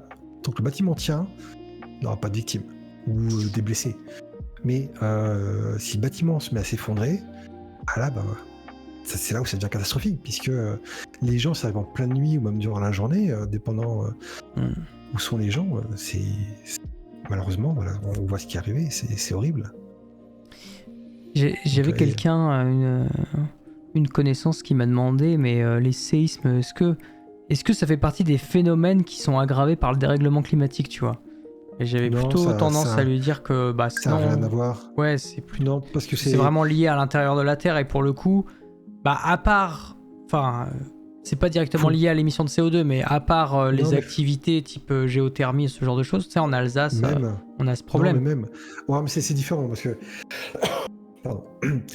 les séismes qui ont lieu suite à, par exemple, à la géothermie ou au fracking pour l'exploration gazière, dans certains cas, c'est des tout petits séismes. C'est des séismes qui sont tellement faibles qu'en soi, ils ne devraient pas faire le moindre dommage. Si un bâtiment est endommagé par un séisme depuis 2 ou 3, c'est qu'il y a un problème avec le bâtiment. C'est soit il est très très vieux, il était très mal entretenu, soit il a été mal construit. Mais c'est des magnitudes qui sont très faibles et le bâtiment ne devrait pas avoir un problème. Que les gens puissent le ressortir, ça c'est une chose. Et ça a un autre problème, ça a aussi d'autres problèmes de qualité de vie, bien évidemment. Mais un séisme de magnitude 2 ou 3, du moins ça fait un 4, ne devrait pas avoir le moindre impact sur les bâtiments si les bâtiments sont construits correctement ou s'ils sont entretenus correctement. Donc c'est Voilà. Après, pour ce qui est tout ce qui est dérèglement climatique, non, parce que tout ce qui est dérèglement climatique, ça affecte l'atmosphère, ça va affecter les premiers mètres au plus, vraiment au plus les premiers mètres du sol, quoi. Même le premier mètre, le premier mètre, quoi. Donc, toi, que l'activité sismique, l'activité des plaques tectoniques, c'est des choses qui vont. Les croûtes, c'est une croûte. Ça va, on a dit, environ 35-45 km d'épaisseur en moyenne. Donc, ça. Ce qui se passe en surface, ça n'a aucune importance. C'est pas ça qui va jouer quoi que ce soit. Est-ce qu'il y a une corrélation entre l'activité volcanique et l'activité sismique? Tu t'as un petit peu... on avait déjà un petit peu parlé. Ouais, moi j'en parle régulièrement sur les volcans. Il y a différents types de séismes. Ça, en fait, c'est ça qu'il faut comprendre d'abord. Il y a différents types de séismes. Donc, quand on a un séisme, comme au Maroc, par exemple, ou comme en Turquie, ou comme voilà, où c'est des séismes où la croûte qui casse par endroits, la roche casse due aux contraintes de la croûte, aux forces qui existent. Ça, c'est une chose, voilà, ce qu'on a vu. Après, quand on a un magma qui se déplace, ou quand on a des fluides hydrothermaux qui se déplacent sur un volcan, ces fluides, ils vont, pour le magma, on regarde rester au magma, le magma, quand il s'accumule, au bout d'un moment, il y a tellement de magma que ça crée une pression. C'est un volume qui s'est mis en place sous la croûte. Il va commencer, sous la pression, à remonter dans la croûte. Donc soit il y a des failles qui existent déjà, il va emprunter ces failles s'il y arrive, ou s'il n'y a pas de failles qui existent, et la pression va casser la roche. C'est du fracking quelque part, mais naturel. Ça va casser la roche, et en cassant la roche, il va s'injecter dans ces fractures qu'il crée lui-même, en fait, jusqu'à arriver dans la croûte, où il peut y rester, où il peut remonter vers la surface. Et donc le magma, quand il casse la croûte, pareil, on appelle ça un séisme volcanotectonique, dans le sens où c'est tectonique, c'est la roche qui casse, mais volcano dans le sens où c'est un magma qui crée une pression qui va casser la roche. Voilà. Et c'est des tout petits séismes, c'est pas ça qui va faire effondrer votre maison ou quoi que ce soit, c'est vraiment des choses minuscules, des magnitudes inférieures à 1 souvent, de temps en temps ça peut être un peu plus haut, mais voilà, c'est des toutes petites énergies qui sont relâchées au fur et à mesure, parce que la roche casse par petits morceaux, et le magma remonte comme ça, il va se stocker, et puis il peut remonter de nouveau, etc. C'est le cas de l'Islande. Si vous voyez l'Islande qui a encore une éruption l'été passé, où il n'avait pas de volcan, il avait d'anciens volcans, mais il n'avait pas de volcan actif sur la zone, et le sol s'est ouvert, et le magma a jailli. C'est juste que le magma, depuis plusieurs semaines, mois avant, il s'accumulait dans la croûte sous l'Islande, puis il a commencé à remonter dans la croûte en cassant lui-même la roche due à la pression du magma, et finalement il a réussi à atteindre la surface. Comment il peut s'accumuler sans refroidissement? Ils sont très, très différents. Ouais, donc du coup c'est... ton gradient thermique, il est en gros, en moyenne, 30 degrés par kilomètre, en moyenne terrestre. Sur l'Islande, il sera plus élevé. Sur des montagnes ou des zones, le Jura, c'est froid, il sera un peu plus faible. Mais en moyenne terrestre, c'est 30 degrés par kilomètre. Donc si tu arrives à 40 km de profondeur, ça te fait 1200 degrés. Si pas de bêtises. Donc voilà, donc ton magma, et puis quand on parle du magma, c'est pas un tout petit volume de quelques litres. Généralement, vous voyez l'éruption en Islande de l'été passé, de mémoire, c'était plus de 11 millions de mètres cubes. Je crois que ça dépassait 16 millions de mètres cubes, il faut que je vérifie les chiffres. Mais c'est des volumes importants. C'est des gros volumes de magma qui s'accumulent, et au final, ça va arriver en surface. Après, sur des volcans actifs comme la Réunion ou comme d'autres volcans, où ça a des volumes beaucoup plus petits, parce qu'on a un réservoir de magmatique à quelques kilomètres sous la surface, où le magma se stocke, et puis au moment, il va commencer à remonter par petits volumes, et ça va créer des éruptions de taille beaucoup plus faible. Donc voilà, donc ça dépend de ce genre de choses. Donc j'ai simplifié quand même là. Ouais, ok, mais non, mais pas de l'Islande. L'Islande devient de plus en plus grande, donc ceux qui ont acheté le terrain, qui est à la fois sur le continent américain et le continent européen, ils gagnent quelques millimètres par an avec de la chance. Donc eux verront pas forcément l'évolution au cours de leur vie, mais leurs arrière petits-enfants auront peut-être gagné à l'équivalent d'un terrain de football ou je sais pas quoi. Voilà. Mais bon, c'est à l'échelle. Faut se dire, c'est à l'échelle géologique, c'est à l'échelle de la Terre, c'est pas notre échelle à nous. Ouais. C'est les plaques bougent de quelques centimètres par an, certaines sont un peu plus rapides, peut-être 7-8 cm au plus, certaines sont un peu plus lentes, c'est peut-être 1 ou 2 cm par an. ça paraît, voilà, à notre échelle à nous, c'est rien. Mais sur 100 millions d'années, 1 centimètre par an sur 100 millions d'années, ça fait 100 millions de centimètres. Et oui. Donc ça nous fait quoi? Ça nous fait 1 million de mètres. 1 million de mètres, ça nous fait 1000 km. 1000 km, ouais, c'est énorme. Mais sur 100 millions d'années. Donc voilà, à notre échelle, c'est ridicule, mais à l'échelle de la planète, on oublie que la planète, elle a 4,5 millions d'années. À l'échelle de la planète, c'est des choses qui sont énormes. Pensez que la Méditerranée, avant d'être la Méditerranée, c'était un immense océan qui a entièrement disparu. Que là, 400 millions d'années, l'Atlantique n'existait pas.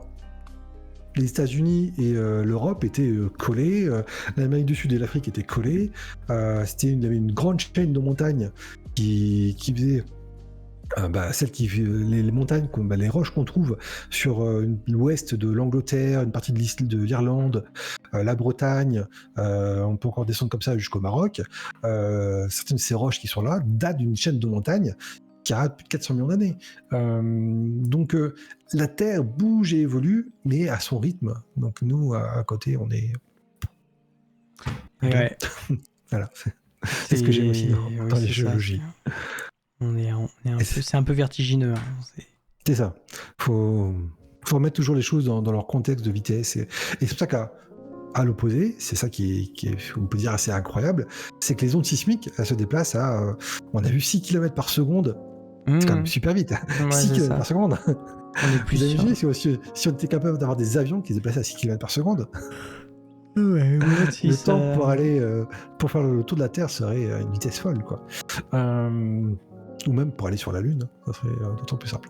Donc voilà, donc c'est vraiment des choses qui sont des échelles de temps, de vitesse très différentes dépendant de ce qu'on regarde et en termes d'activité terrestre.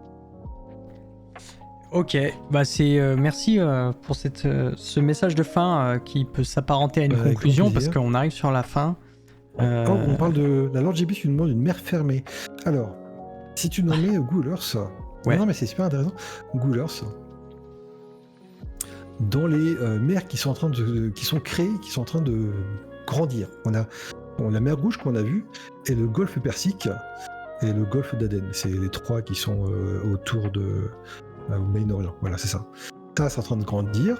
Donc, dans 100 millions d'années, ce sera beaucoup plus grand, vous imaginez bien.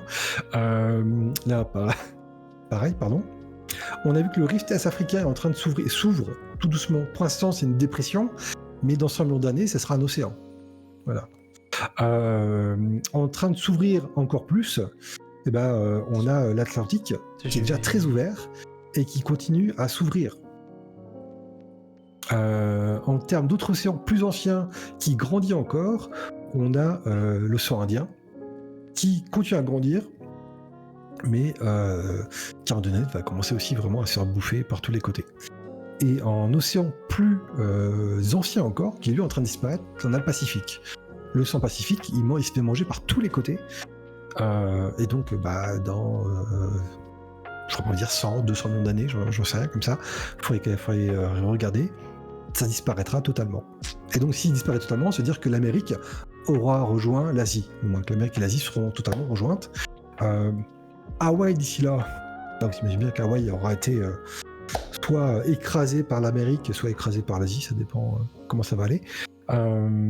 Et en termes d'océan totalement mort, on a la Thétis qui est maintenant en Méditerranée et qui dans plusieurs millions d'années, au rythme où ça continue à avancer, aura totalement disparu et que l'Afrique sera entièrement rentrée dans l'Europe. Et ce sera plus qu'un seul et même continent. Donc voilà, donc ça qui est cool, c'est qu'on a vraiment tous les types d'exemples sur Terre d'océans en cours de création, en développement, à différents stades de développement, et puis des océans qui sont en fin de vie ou même qui ont disparu, qui sont maintenant plus que des mers qui sont en train de disparaître. Super, merci pour la précision. Avec c'est plaisir. Cool, ça fait beaucoup d'informations. J'espère que vous avez été servis dans le chat. Il y a Bastien qui nous dit au revoir, je te dis des bisous, mais nous aussi on va rendre l'antenne doucement, j'ai déjà 22h40. C'est pas si vite, hein. Oui, c'est passé vite.